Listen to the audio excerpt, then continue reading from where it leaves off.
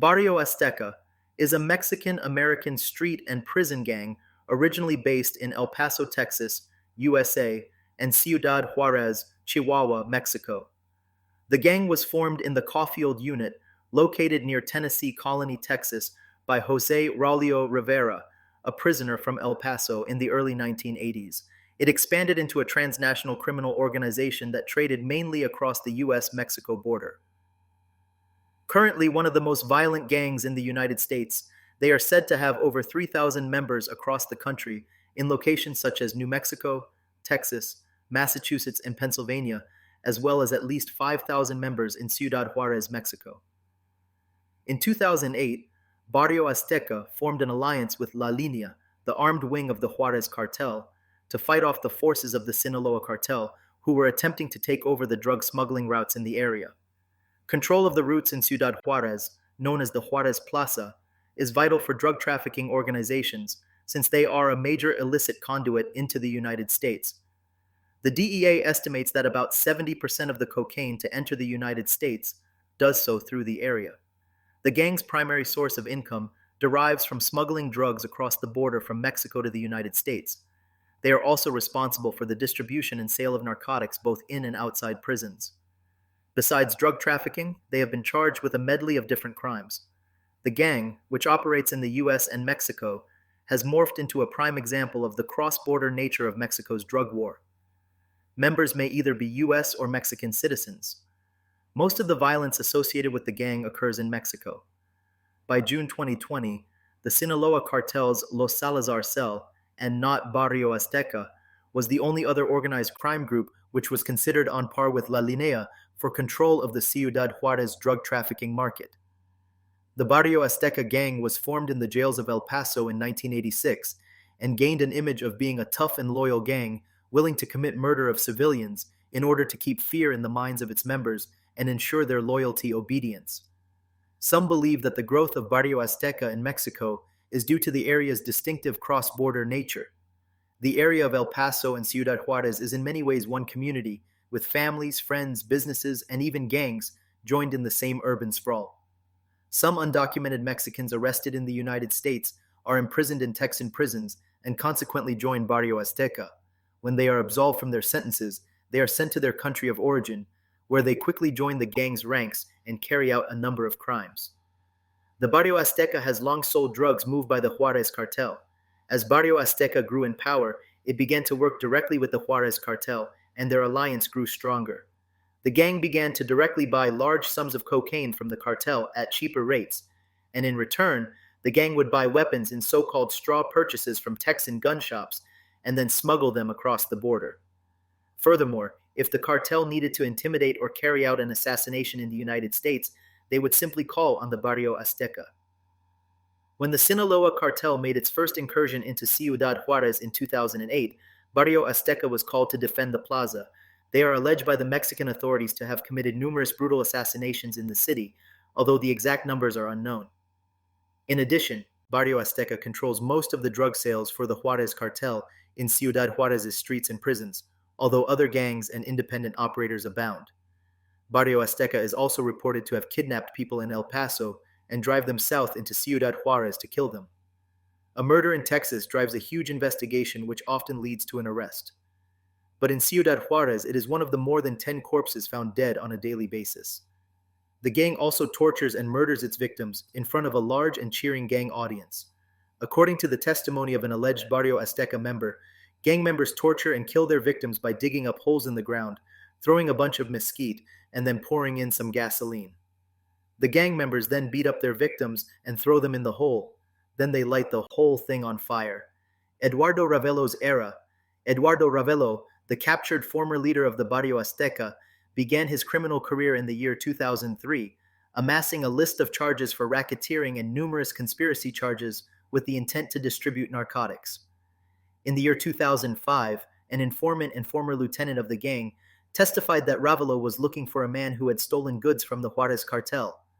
The informant said that Ravelo was taken to a house in El Paso where a gang member was being held, his mouth, wrists, and ankles bound with duct tape.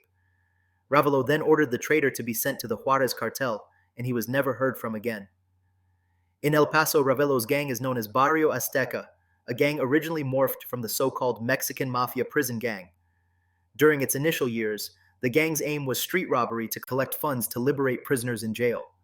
Today, the gang has expanded into a large criminal gang with presence in both the United States and Mexico, besetting by drug trafficking and human smuggling. In Ciudad Juarez, however, the gang is known as Los Aztecas. Under the tutelage of Ravelo, the gang moves narcotics along the border with the aid of Vicente Carrillo Fuentes' cartel. According to reports of U.S. authorities, Ravelo was born in Mexico but has permanent residence in the United States. He allegedly pays his sicarios, hitmen, less than 500 pesos, or about $40 US dollars, a week to carry out assassinations.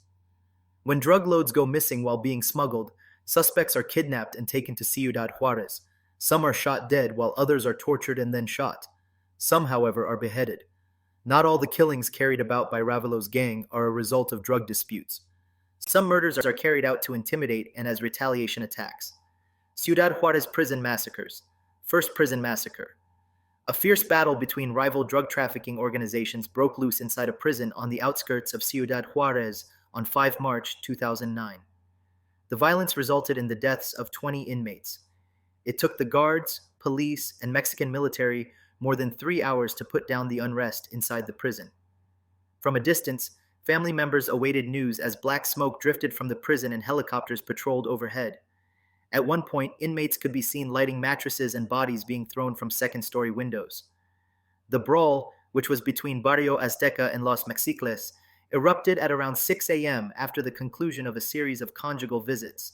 Alongside Los Mexiques were the Artistas Assassinos, a rival gang and an enforcer group of the Sinaloa cartel. All 20 of the dead were members of Los Mexiques and Artistas Assassinos, indicating that the prison fight was instigated by members of the Barrio Azteca group. One report issued by Los Angeles Times stated that members of Barrio Azteca stole the keys of a prison guard and were able to free their cohorts and begin a rampage in cells controlled by their rival groups. In a relatively low-security area inside the prison, the gang members began to produce knives and force other guards to liberate 150 fellow members. Once they took the guards hostage, Barrio Azteca members went into high-security blocks where the rival members were in, forced the guards to open them, and went about killing the rival inmates. Some of the victims were stabbed with knives, while others were beaten to death. Some were killed with homemade guns. The Mexican authorities were able to militarize the area with more than 200 federal police officers, 50 soldiers, 2 helicopters, a plane, and an unknown number of state and municipal police forces. The exact reasons for the massacre are unknown, but the feud between Barrio Azteca and Artistas Assassinos runs deep, and they often fight for the control of drugs, guns, and other illicit contrabands inside prisons. This massacre had come after a rare experience of 24 hours without any drug-related assassinations in Ciudad Juarez, and after a large military buildup during that weekend. Back in 2005, the Barrio Azteca gang had carried out a murderous attack against members of Los Mexiques inside the same prison, leaving 6 dead. Second prison massacre. At around 9 o'clock p.m. on 26 July 2011, the Barrio Azteca carried out an attack on Los Mexiques, a street gang of the Sinaloa cartel, which left 17 dead and 20 injured inside a prison in Ciudad Juarez.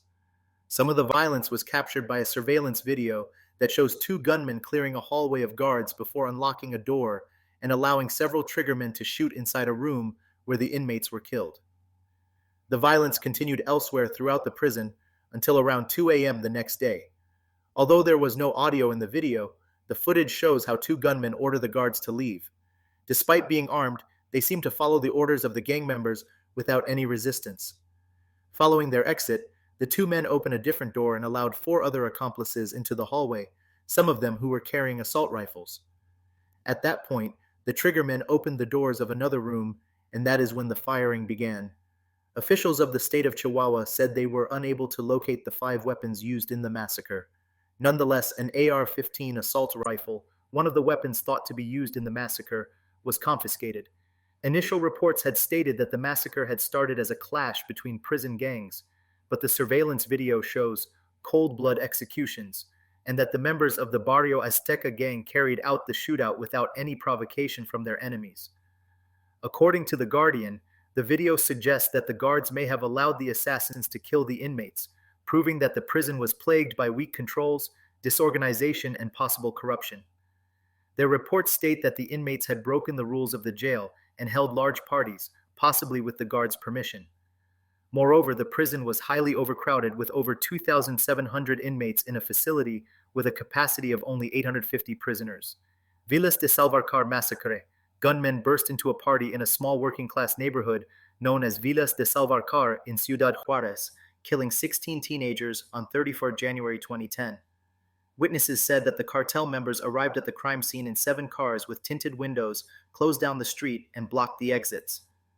Then they stormed the party and opened fire at the victims as they were watching a soccer game. Some of the teenagers were shot as they tried to flee, and their corpses were found in the neighboring houses. As neighbors hid in their houses, some dialed the emergency services, but the Mexican military and the federal police did not arrive until after the killers had left.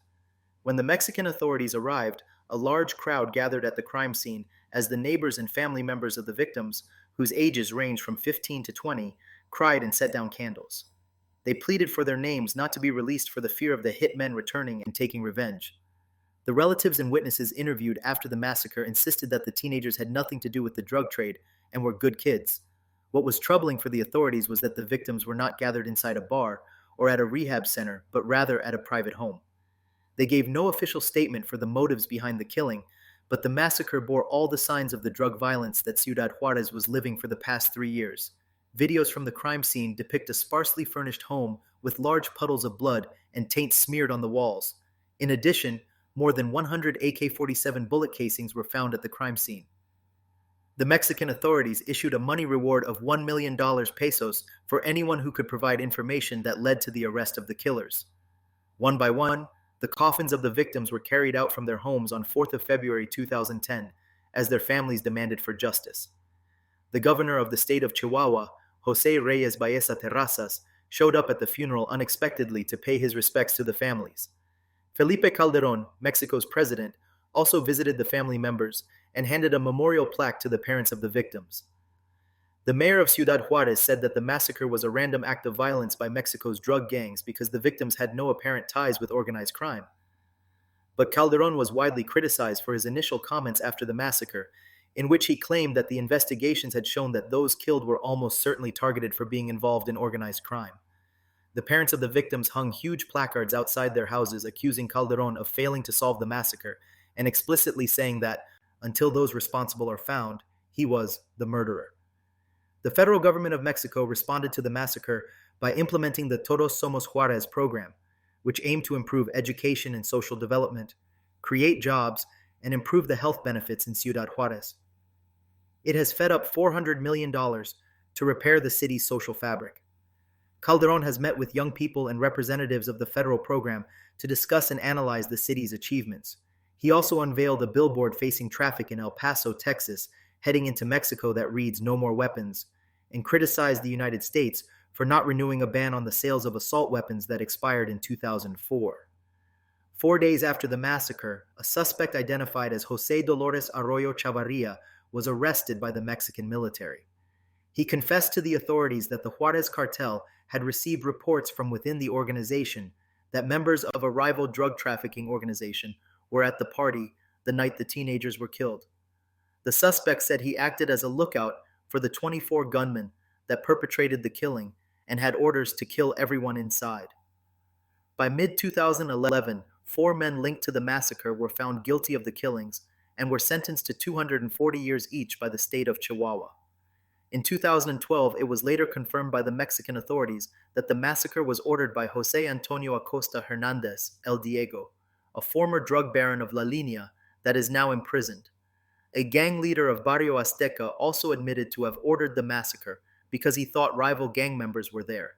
Despite the arrests, many of the family members were unhappy with the efforts of the Mexican government and said that they were planning to abandon Mexico and seek safe haven in Texas to protect their children. "I never even gave the United States much thought," said one of the family members, "but Mexico has abandoned us, betrayed us." 2010 was the most violent year in the history of Ciudad Juarez, where more than 3,000 people were killed. Massacres, shootings, beheadings, torture videos on YouTube, and even car bombs were recorded in Ciudad Juarez that year.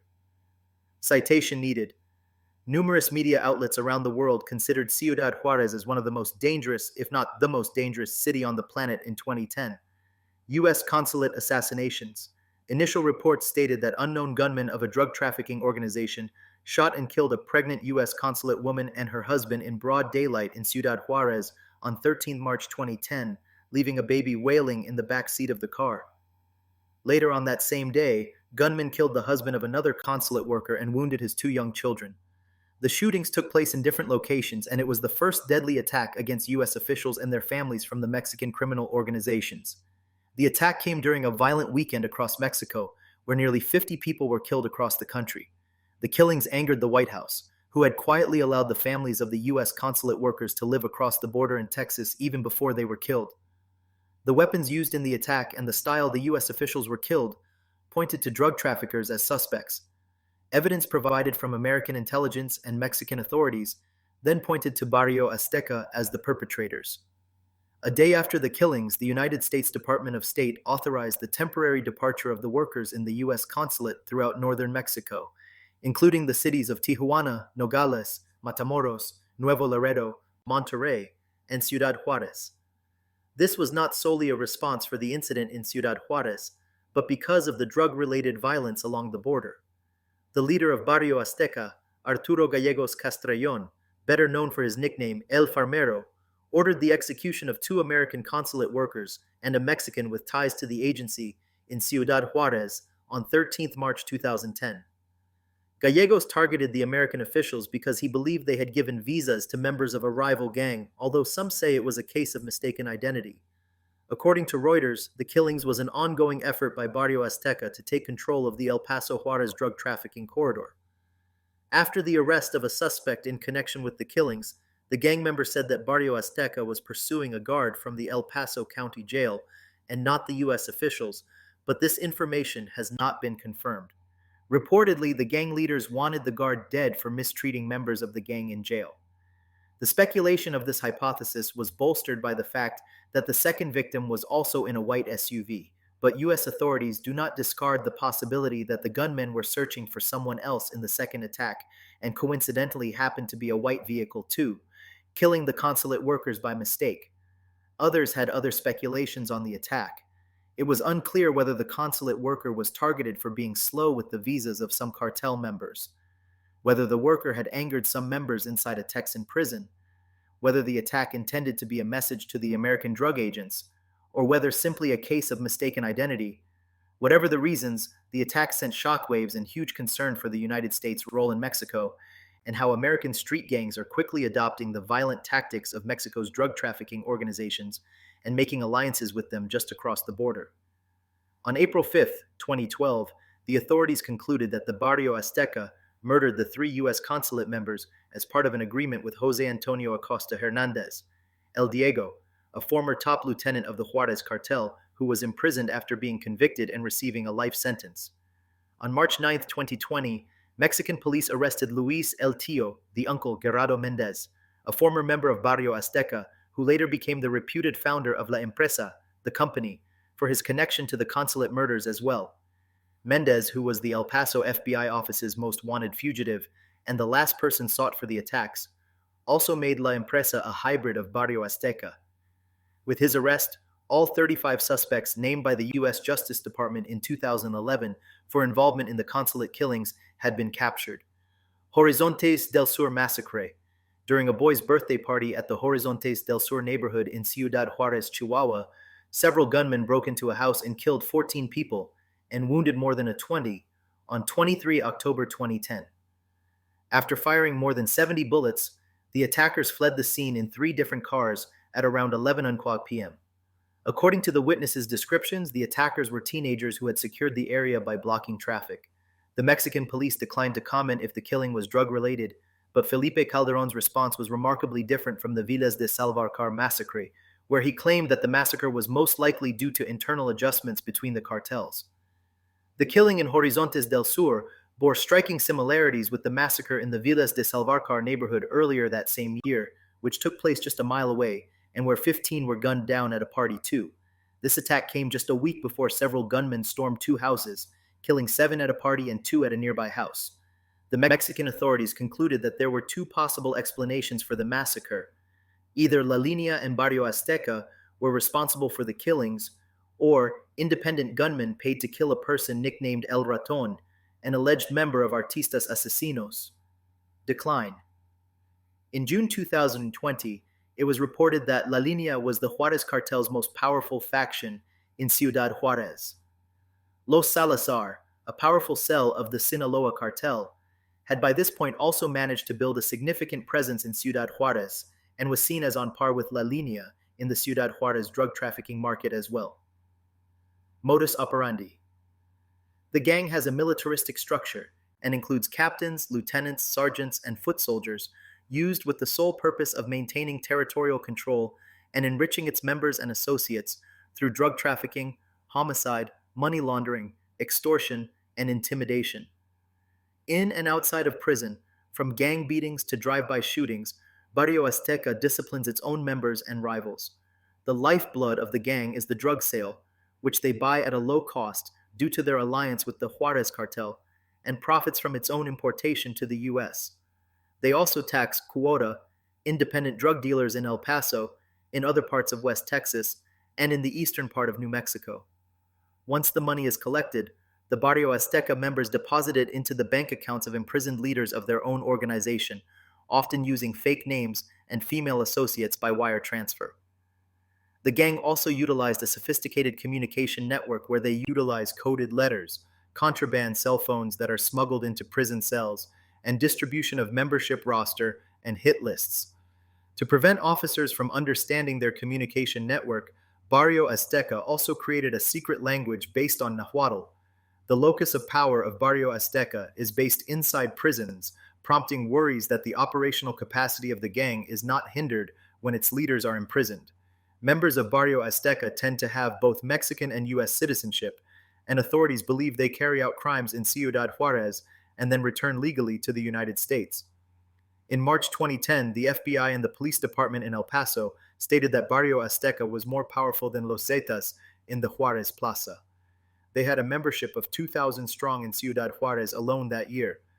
There are around 500 small gangs working for the Barrio Azteca and looking to earn a position by joining the big shots. Gang members in the organizations refer to each other as carnal, a slang term for brother.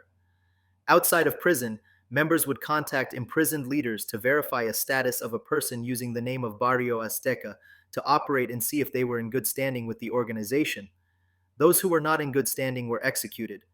Officials on both sides of the border have observed how Barrio Azteca locate their targets, stalk them, and finally ambush them in multiple car chases, using coded radio communications, coordinated blocking maneuvers, and with well-trained shooters wearing ski masks and body armor. After fulfilling their mission, the gang members return to safe houses throughout the city or return across the international bridge to El Paso. Ciudad Juárez is filled with safe houses, armories, and garages with stolen cars for the cartel members and assassins to use. They work day in and day out, often with a list of people to kill. Barrio Azteca has also authorized the killings of U.S. law enforcement officials for cracking down their criminal operations, offering up to $200,000 US dollars. Drug-sniffing dogs were also under a bounty. None of the threats were materialized, however. Arrests. On June 26, 2018, Barrio Azteca capo Eduardo Ravelo was arrested. Ravelo, who was also on the FBI 10 Most Wanted Fugitives list, is believed to have been in charge of the gang's operations in Juarez. Several other members of the Barrio Azteca were arrested with Ravelo as well. On November 7, 2018, Rene Gerardo Santana Garza, known as L300, was arrested in Chihuahua City. Santana is accused of being a major force in the recent bloodshed which occurred in Juarez. In November 2019, 3 members of La Empresa were arrested. On March 5, 2020, 9 suspected La Empresa members were arrested. In January 2020, Juarez police arrested the leader of the group's Old Guard faction, Jesus Alfredo Martinez Mendoza, alias El Freddy or El Ferro. In addition to being the leader of this Barrio Azteca fraction, Mendoza was also target number 6 on a list of border crime suspects sought by U.S. and Mexican authorities. On May 21, 2020, High-ranking Barrio Azteca leader Jose Dolores Villegas Soto, who is known by his moniker El Iraqi and aliases El Iraqi and El Lolo, was arrested with 10 other suspected Barrio Azteca members. Soto was also revealed to be the leader of the La Empresa cartel at the time of his arrest, and that his successor was identified as the Gnome. The Gnome retaliated to the arrests of not only Soto, but also two other high ranking La Empresa leaders, Uncle and Goofy, with attacks on police officers.